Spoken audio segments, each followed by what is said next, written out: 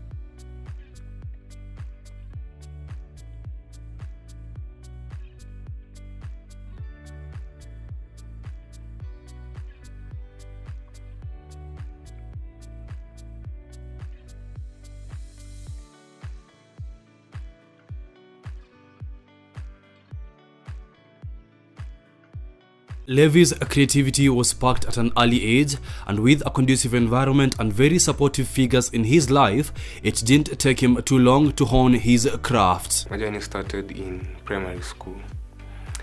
So we had these lockers with it's like the whiteboard material. Now that's how our lockers were. So I used to draw on that a lot. Then my mom also used to buy me a lot of art supplies. I never missed art supplies. And also drawing on the cover of the books. So she didn't want me to do that, so she just bought me art supplies. And it ended up the teachers would give me charts to draw. Then I started winning competitions, became what it is now.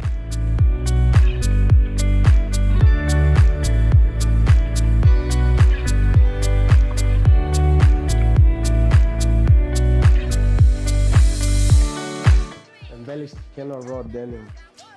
To be honest, I don't know what I can say. I like it. I like the fit. The denim's nice, good quality. The tee is nice too, good fit. You know, I'm a gym guy, so it's doing me good. And I like what I see. I like how it feels.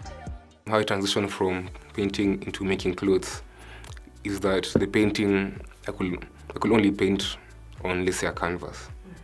And you can only just paint on a wall. So I thought about it, I was like, why not? Also, no one is limited. You can also do so much.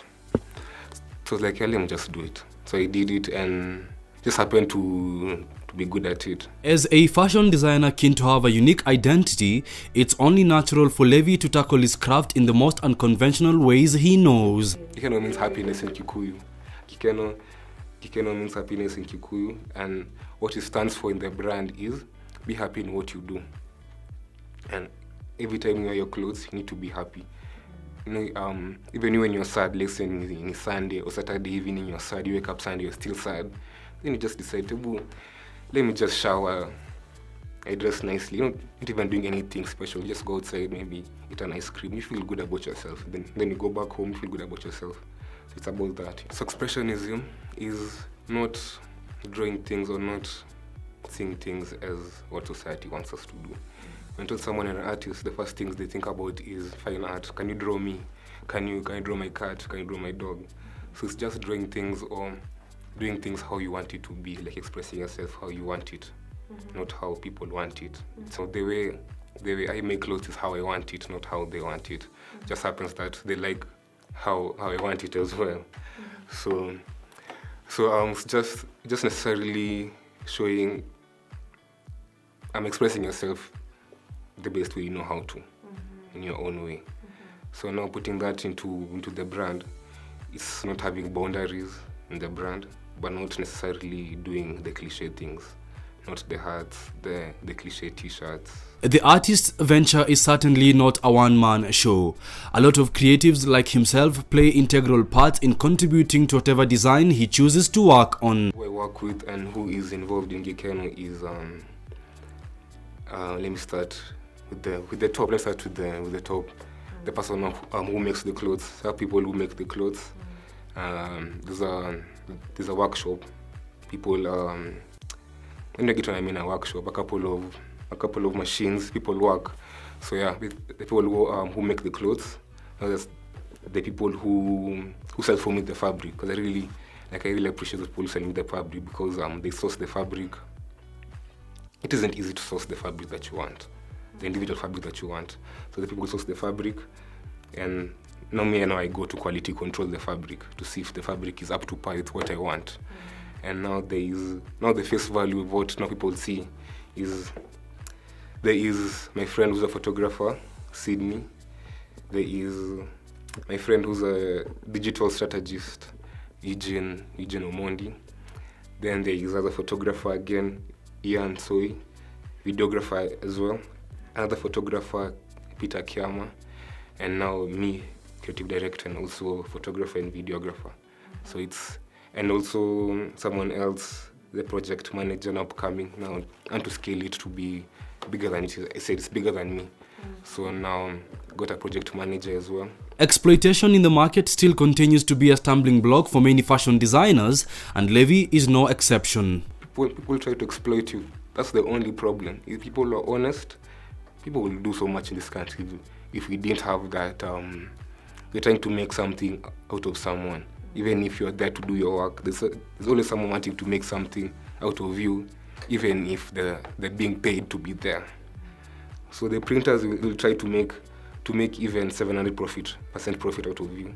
If something is 5 bob, they'll even tell you it's 50 bob, even 100, and it's 5 bob. So there's always someone who's trying to make a profit out of you. So that is the greatest challenge is just people who try to exploit you. If current consumer trends are anything to go by, Levi is optimistic of the direction the industry is taking, as now more than ever, more local people are consuming what he makes. What I feel about the Kenyan industry and how we are taking, we're soaking in the Kenyan fashion and where it's going actually. It's the best place at this time. At this time, people now are looking for. It's like how in the Western cultures there's the mainstream brands. Then there's the underground brands, and there's the brands I don't say underground, but a little bit lower from the mainstream. Now people look for the mainstream is everyone has, but the lower tier is where people look for the pieces that people don't have, the unique ones. And now that's where Kenyans are heading now. Kenyans are looking for that's different, the Kenyan made. And there's so many brands actually in Kenya. There are so many brands. There's something else that it's slowly overwhelming, because when you wake up, when you use your phone every time, there's ads everywhere. There's ads everywhere. And people pay for ads. So when you scroll, I see a lot of Kenyan brands. And they have their heads above water. So people actually buying. People actually buy a lot of clothes. And it's actually shocking. I didn't think so. Because people will tell you, the fashion industry is oversaturated. There's too many things, there's too many people do. But people buy. And people like what you're doing, they support what you're doing. Surely with stories and efforts like those, our slogan should be Buy Kenya, Build Kenya.